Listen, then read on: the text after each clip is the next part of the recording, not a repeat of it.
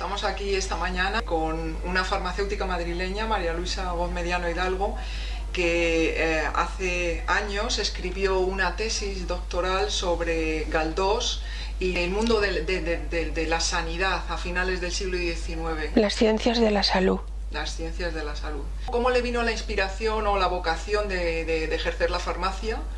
Si tenía usted antecedentes familiares de farmacéuticos o de médicos, y por qué eligió la vocación farmacéutica. La elegí porque me gustan mucho las ciencias naturales y me pareció que también tenía muy buena salida comercial. ¿Y en qué año empezó a estudiar usted la carrera? En el 60. En el 60. ¿Y cómo era el ambiente que usted recuerda en los años 60 de la farmacia? Bueno, yo estudié en el Liceo Francés de Madrid. Entonces yo tengo una formación muy crítica y luego ya estudié la carrera, la terminé, hice la tesis y puse la farmacia. Estaba usted casada y tenía niños y decidió hacer la tesis doctoral. Sí. ¿Por qué esa iniciativa de hacer la tesis doctoral, además en una especialidad que no era específicamente farmacéutica? Bueno, era historia de la farmacia, pero quizás un poco más extendida. Pues a ver, primero de todo, yo tuve una profesora en el liceo que decía: de todo lo que estudiéis, acceded siempre al grado superior porque os va a servir en cualquier país y a cualquier sitio donde vayáis. Entonces mi idea era siempre terminar haciendo la tesis doctoral, porque la vida no se sabe las vueltas que va a dar. Y entonces hice la tesis. La hice sobre literatura porque había estudiado filología hispánica. En toda la literatura había un montón de datos sobre la sanidad, sobre todo. Entonces dije, pues aquí hay un filón increíble. Entonces me fui a Historia de la Farmacia, a Folk, y me dijo, no, esto ya lo están estudiando en Salamanca y nosotros lo estamos haciendo, pero tenemos un tema que si quieres no lo quiere abordar nadie, porque es muy farragoso, muy grande. Las obras de Galdós, que claro, son ingentes. Es ingente el trabajo. Y dije, bueno, a mí no me importa. ¿Había ya leído algo de Galdós? Sí, con 15 años ya lo había leído todo. ¿Los episodios nacionales también? Sí, que estaban en mi casa. Fantástico. Entonces usted ya tenía a priori una idea de lo que suponía... Yo sabía quién era Galdós. Claro. Y sabía todo el material que tenía. Cuénteme un poco cómo fue la metodología que llevó usted a cabo a la hora de hacer una obra tan magna, tan grande como esta, ¿no? ¿Cómo acometió, cómo estructuró usted todo esto? Había que leérselo todo otra vez. Para empezar. Había que subrayar lo que afectaba a toda la sanidad. El trabajo entonces no era como ahora con los ordenadores. Era subrayar y sacar y escribir las notas. Escribirlas en cuartillas, porque en fichas no me cabía. Y a partir de ahí marcar lo que en cada ficha era. Pues que si era ipecacuana, o que si era los baños, o las aguas, o el aseo público, las fuentes de Madrid, los médicos, los farmacéuticos, todo. Bueno, el trabajo fue pues muy difícil, porque claro, yo tenía que leerlo, que me acuerdo que a veces lo leía con los niños en brazos, y que algunas partes están también marcadas por ellos, porque me veían hacerlo.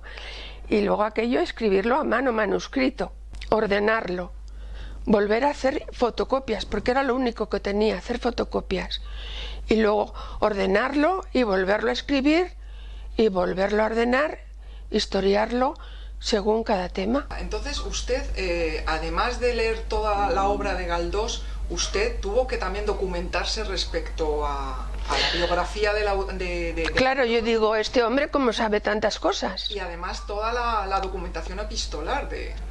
Claro, eso me llevó a las cartas, me llevó a las publicaciones en los periódicos americanos, todas las cartas particulares. Me llevó a la biblioteca suya, que está en Gran Canaria. ¿Y se fue usted hasta Canarias a documentarse? No, porque como no llegué a ir a Canarias, no podía dejar la farmacia, entonces no se podía. Pero por los datos de de las enfermedades, pues ya caí en los libros que tenía. Y sí que pedí documentación a la biblioteca de qué cosas tenía, de medicina, de farmacia, porque él fue un médico frustrado. Eso lo averigüé yo, porque él mismo lo dice. Dice, yo fui un médico frustrado, y se disfrazaba de médico municipal, de la sanidad municipal, para visitar, de la beneficencia municipal, para visitar las corralas y los sitios.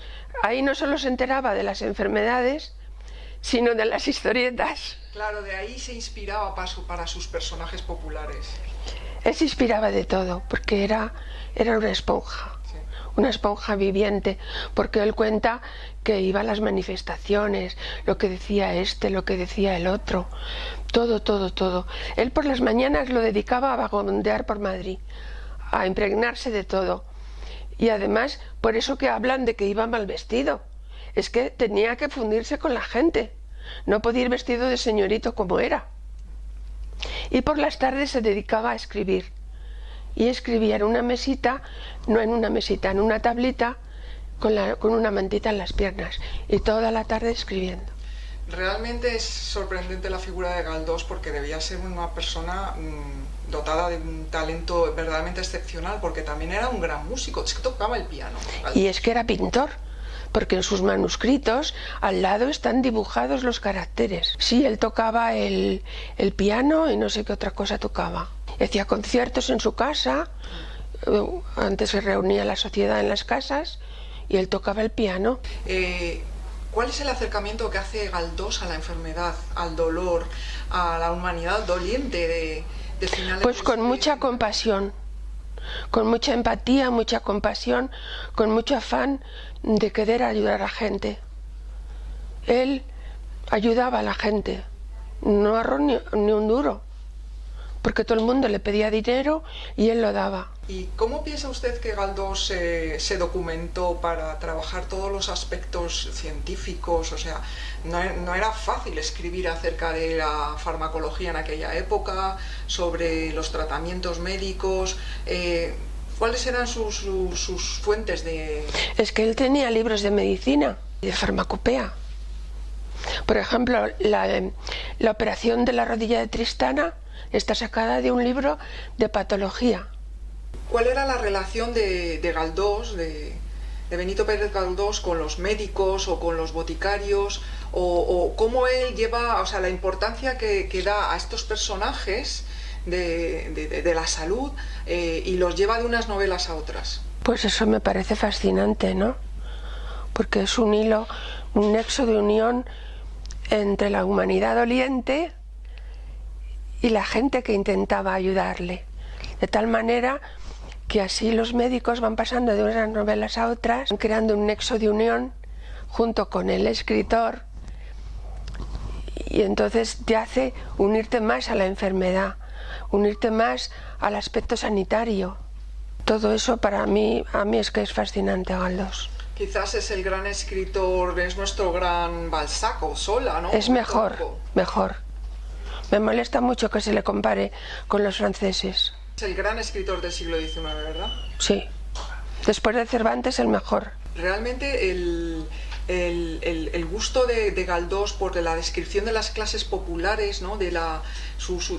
Yo creo que su identificación los lleva a la primera línea, y eso lo engancha también con la preocupación por la enfermedad, ¿no? Y por todas las penalidades, la pobreza, el analfabetismo al que la gran mayoría de la población estaba sometida, y por eso es el gran investigador, el gran curioso que se metía en todos los barrios bajos para inspirarse, ¿no? Y sacar a sus personajes en la literatura.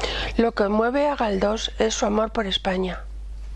Era un gran liberal y le molestaba mucho que la nación sufriera tanto teniendo tantos valores, porque él habla de todos los valores en las guerras, en los episodios nacionales, los valores hispanos, y él cree que la gente que se ha criado en la Iberia profunda guarda unos valores intrínsecos de humanidad, de sacrificio, de saber hacer, de ayudarse unos a otros. Todo eso Galdós lo entendió y él se mete en la política. De hecho también fue diputado. Bueno, le hicieron diputado porque él no quería hacerse. Y bueno, entonces eso, él quería ayudar al pueblo. Era un liberal amante de la gente. Las clases altas le interesaban pues porque sí, porque incrementaban el valor de la nación, pero lo que más le interesaba era la gente popular, el saber popular, el dolor de la gente y la sabiduría de la gente, la sabiduría intrínseca de nuestra cultura. Él lo pone en valor y lo estudia y lo lleva a las cotas más sublimes, de verdad. Una de las cosas curiosas también es que Galdós, que lleva a la primera línea de la literatura la medicina y las farmacias de la época, las boticas, como él en el final de su vida se quedó ciego y también mostró una gran preocupación sobre la vista y sobre los tratamientos que había en aquella época sobre la vista. Una cosa que no se sabe mucho de Galdós es que era muy mujeriego. También le gustaban mucho las mujeres. Se ha publicado hace pocos años las cartas que tuvo con Pardo Bazán. Con la Pardo Bazán.